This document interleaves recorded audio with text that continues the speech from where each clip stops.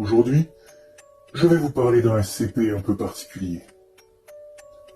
SCP-738 est divisé en 3 parties. SCP-738-1, un bureau, SCP-738-2, une chaise à dossier, et SCP-738-3, un trône. Le tout en acajou et en cuivre, avec des coussins de couleur pourpre. Quand quelqu'un s'assoit dans la chaise, quelques secondes plus tard, une entité apparaît sur le trône. Un parchemin et une plume apparaissent également sur le bureau. Cette entité change d'apparence selon la personne avec qui elle interagit, mais elle semblera toujours charismatique et charmeuse.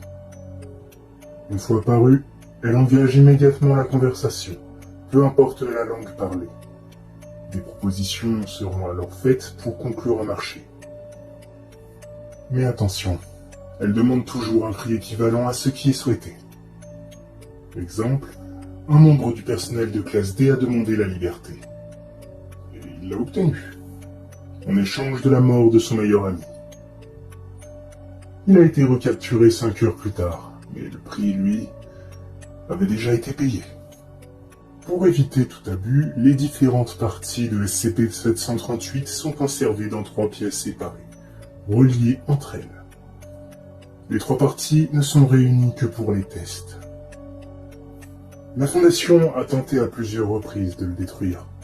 Explosifs, feu, armes à feu, machines, sans succès. Une seule chose a fonctionné.